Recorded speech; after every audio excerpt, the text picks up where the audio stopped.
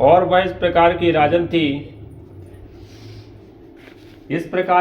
थी कि श्रेष्ठ कार्यों को करते थे, और इसी प्रकार से श्रेष्ठ प्रकार की राजा प्रजा की इस प्रकार से पालक में श्रेष्ठ थे, और प्रजा का पालन पोषण इत्यादि भी किया करते थे। तुंगध्वज नाम का जो राजा था, आखेट खेलने में निपुण राजा था। बनेलू पशुओं का संहार इत्यादि भी किया करता था।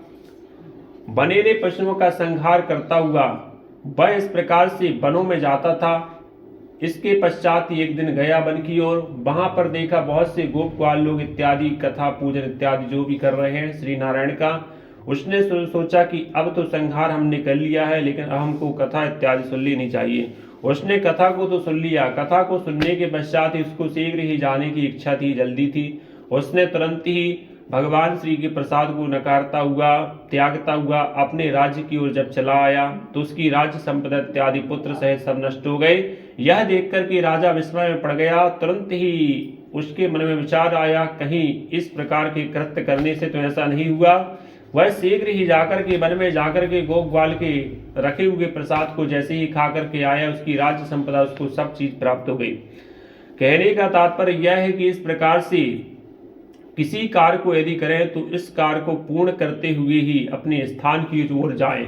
इस प्रकार से कार्य की सिद्धता हो जाती है। उसी प्रकार से सिद्ध मनोरथ हो सदा व्रत पूजन करता जो न रहे, अति निर्धन हो धनवान भया बनी जाए भयातुर।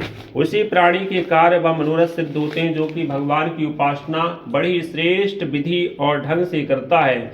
इसी प्रकार से भगवान श्री हरि कहते हैं कि यह नारायण की उपासना। कोई इसे काल कहता है, कोई ईश कहता है, कोई जगत पिता, कोई जगदीश्वर इत्यादि के नामों से भगवान का स्मरण करता है।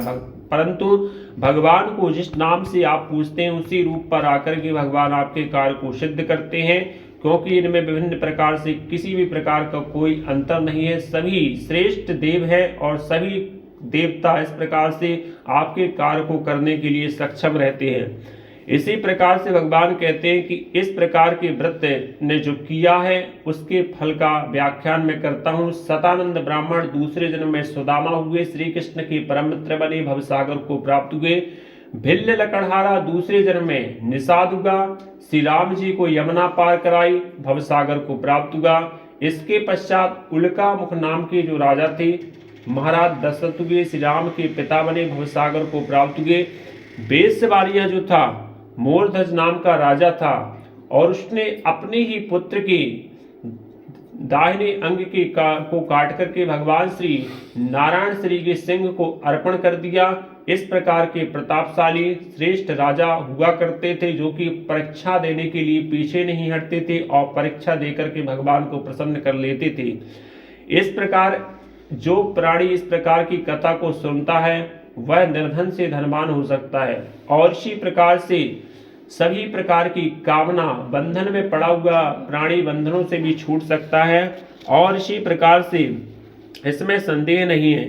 इसलिए जो तुंगध्वज नाम के राजा थे स्वयं मनुवे संपूर्ण भागवत की कथा को सुनकर के मोक्ष पद को प्राप्त हो गए। भगवान श्री हरि कहते कथा आप किसी भी प्रकार की सुन लें। कथा सभी प्रकार की कथाओं का एक ही आधार होता है, चाहे वह भागवत हो या फिर किसी भी ग्रंथ की कथा हो। संपूर्ण कथा का अंतिम चरित्र यही पर आकर के अटक जाता है कि भगवान श्री नारायण ने जैसा कहा है कि सांच बराबर तप नहीं, अर्थात सत्य के समान कोई तप नहीं होता। किसी भी प्रकार का कथन इत्यादि सुन ले, परंतु यदि आपके हृदय में सत्य का निवास नहीं है तो कथा का सुनने का तात्पर्य भी नहीं है। इसी प्रकार से सांच बराबर तप नहीं, झूठ बराबर पाप, जाके हृदय सांच है उसके हृदय आप। और इसी प्रकार से झूठ एक ऐसा कृत्य है जो कि संपूर्ण प्रकार के पापों को जन्म देता है। और इसी प्रकार से जो इस प्रकार से सत्य की शिला को स्थापित करते हुए चलता है उसके हृदय में भगवान श्री नारायण स्वयं आकर के, और जिस देव की आप उपासना करते हैं वही देव आप करके आपके हृदय में बस जाता है। इति श्री स्कंद कंदे प्राणिरेव खंडी पंचम अध्याय तो बोले सत्य भगवान की जय। चलिए